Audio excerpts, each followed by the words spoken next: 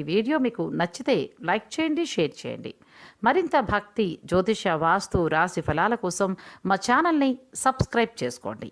ఓం వందే శంభుముమాపతిం సురగురుం వందే జగత్కారణం వందే పన్నగభూషణం మృగధరం వందే పశూనాం పతిం వందే సూర్యశశాంకవహ్నినయనం వందే ముకుందప్రియం వందే భక్తజనాశ్రయం చ వరదరం వందే శివం శంకరం. శివాయ గురవే నమః. ఓం నమః శివాయ. ప్రేక్షకులందరూ కూడా శుభస్వాగతం. నేను మీ హరిహర శర్మ. మాస శివరాత్రి రోజు ఏ విధమైనటువంటి ఆరాధన చేయాలి, అసలు ఈరోజు ఏ దేవతారాధన చేయాలి అందరికి కూడా తెలిసిందే, శివారాధన. తెలుగు మాసాల్లో కూడా మనం చూసుకుంటే కనుక ప్రతి మాసంలో కూడా అమావాస్య వెళ్ళిపోయిన తర్వాత కొత్త మాసం ప్రారంభమవుతుంది. ఆ అమావాస్యకు ముందు వచ్చేటువంటి త్రయోదశి పొద్దునంతా ఉండి ప్రదోషకాల వేళ చతుర్దశి ఉన్నటువంటి సమయాన్ని మాస శివరాత్రిగా పిలుస్తారు. ఈ మాస శివరాత్రి రోజు ఏమిటయ్యా విశిష్టత అంటే గనక, పార్వతీ పరమేశ్వరులందరూ కూడా, 3,00,00,000 మంది దేవతలందరూ కూడా కైలాసానికి చేరుకున్న సమయంలో పార్వతీ పరమేశ్వరులిద్దరు కూడా ఆనంద తాండవాన్ని చేసి భస్మసింహాసనం మీద నందీశ్వరుడి మీద ఇద్దరు కూడా ఆసీనులై ఉండి దేవతలను, ఋషులను, మానవులందరినీ కూడాను త్వరగా అనుగ్రహించేటువంటి కాలాన్ని మాస శివరాత్రి ఘడియలు, మహాప్రదోషము అంటారు. మామూలుగా శివుడి యొక్క ఆరాధనలో ప్రదోషము అనేటువంటి దానికి చాలా విశిష్టమైనటువంటి స్థానం ఉంది. ఈ ప్రదోష ఘడియలు అనేటువంటివి సుమారుగా చెప్పాలంటే కనుక 5:50 నుంచి 7:15 మధ్యలో ఉండేటువంటి కాలాన్ని ప్రదోషము అంటారు. ఈ కాలంలోనూ ప్రతి ఒక్క సాయంకాల వేళ, ప్రదోషకాల వేళ సమస్త భూతాదులు, దేవతలు, ఋషులు అందరూ కూడాను ఆ పార్వతీ పరమేశ్వరుడు, లోక పితృమాతృలు అయినటువంటి పార్వతీ పరమేశ్వరుని అర్చిస్తూ ఉంటారు. అందుకనే శివాలయానికి పొద్దున పూట కన్నా ప్రదోషకాల వేళ వెళ్తే స్వామివారిని దర్శిస్తే చాలా విశేషం అని చెప్పేసి చెప్తూ ఉంటారు. అలా స్వామివారికి ఎన్నో ప్రదోషాలు ఉన్నా సరే ప్రతి నెలలో కూడా ఒక మహాప్రదోషం ఉంటుంది. అంటే ప్రదోషాలన్నిటికన్నా ఉత్తమమైనటువంటి ప్రదోషము అంటారు. దాన్నే మహాప్రదోషమని, మాస శివరాత్రి అని పిలుస్తారు. ఈరోజు స్వామివారిని దర్శించడం, ఆ ప్రదోషకాల వేళ స్వామివారిని అర్చించడం, అభిషేకించడం, అభిషేక ప్రియో శివ కాబట్టి అభిషేకించడం కూడా ఈ సమయంలో అత్యంత వైశిష్ట్యదాయకమైనటువంటిదిగా మనకి శాస్త్రములన్నీ కూడా చెప్తూ ఉన్నాయి. ఈరోజు ప్రత్యేకంగా చేయాల్సినటువంటి విధి విధానాలు ఏమిటయ్యా అంటే కనుక, ఉపవాసము అనేటువంటిది సర్వసాధారణంగా కనపడుతుంది.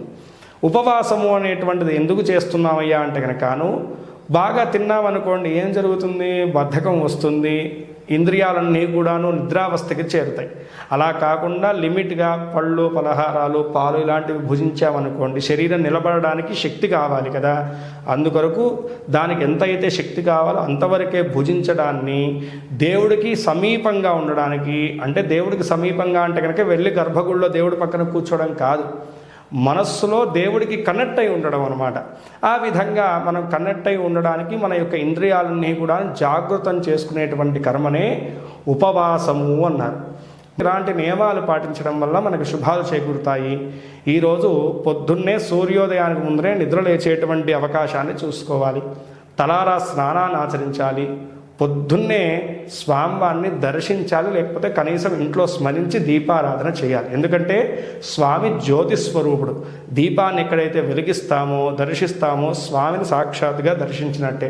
అలా ఇంట్లో దీపారాధన చేసుకుని, ఒకవేళ వృత్తి ధర్మాలు ఉంటే కనుక చక్కగా వృత్తి ధర్మానికి వెళ్ళిపోవచ్చు.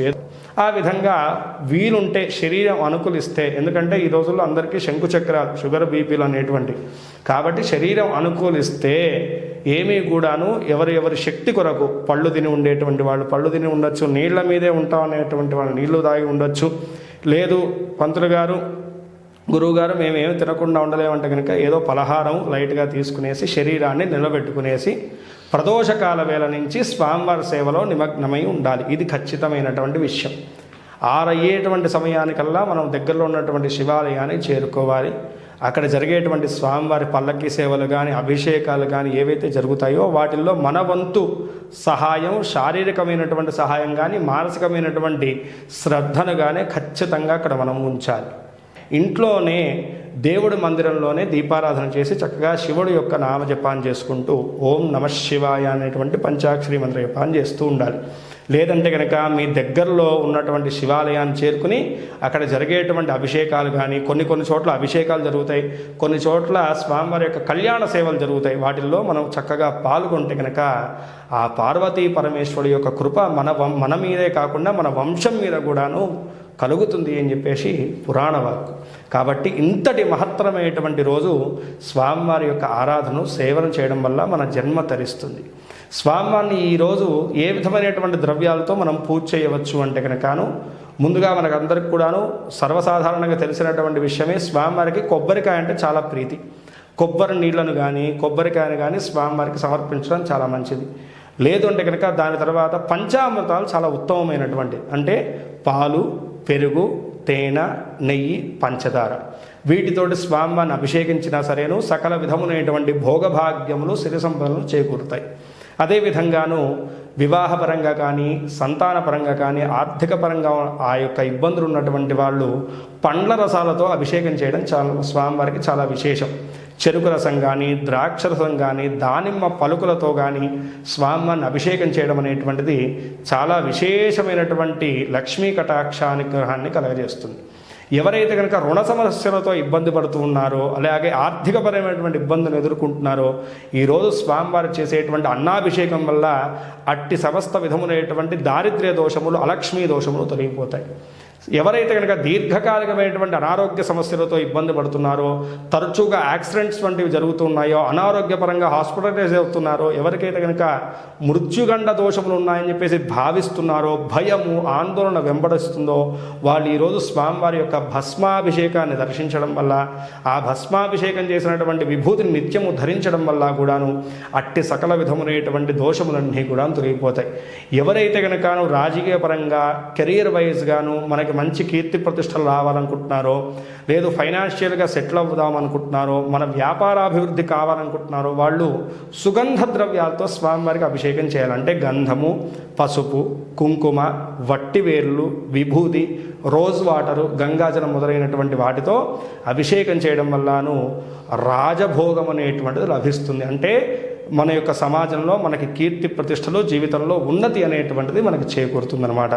ఎవరైతే కనుక పాపక్షయం కావాలనుకుంటున్నారో అంటే తెలియక నా జీవితంలో ఏవో పాపాలు చేశాను ఈ క్షణం కడుక్కుందాం అనుకుంటున్నారో, గ్రహదోషములు తొలగింపజేసుకోవాలనుకుంటున్నారో వాళ్ళు విభూతి నీళ్లతో కానీ బిల్వజలంతో కానీ గంగాజలంతో కానీ స్వామిని అభిషేకించి ఆ నీటిని నెత్తిన చల్లుకోవడం వల్ల సకల విధములైనటువంటి అరిష్టాలన్నీ కూడా తొలగిపోతాయి.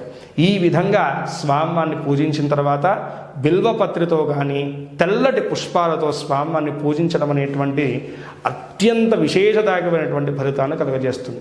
కాబట్టి ఇంతటి మహత్తరమైనటువంటి మాస శివరాత్రి విధములైనటువంటి ద్రవ్యములతో స్వామిని అర్చించి పూజించడం వల్ల మనకి ఉన్నటువంటి సకల విధములైనటువంటి గ్రహదోషములు, అరిష్టములన్నీ కూడాను దూరముంది ఆ పార్వతీ పరమేశ్వరుడు యొక్క పరిపూర్ణమైనటువంటి కృపాకటాక్షానుగ్రహ వీక్షణాలు మన మీద, మన వంశం మీద, మన పరివారం మీద సంపూర్ణంగా కలుగుతాయి. కావున భక్తులందరూ కూడాను ఈ మాస శివరాత్రిని పురస్కరించుకుంటూ పరమేశ్వరుడి యొక్క అనుగ్రహానికి పాత్రలు కావాల్సిందిగా ప్రార్థన. స్వస్తి సర్వే జనా సుఖినో భవంతు, లోకా సమస్తాః సుఖినో భవంతు. వీడియో చూసినందుకు ధన్యవాదములు. ఈ వీడియో మీకు నచ్చినట్లయితే లైక్ బటన్ క్లిక్ చేయండి. మరిన్ని వీడియోలు పొందాలంటే దయచేసి సబ్స్క్రైబ్ చేయండి. మీ సూచనలు, సలహాలు తప్పక తెలియచేయండి.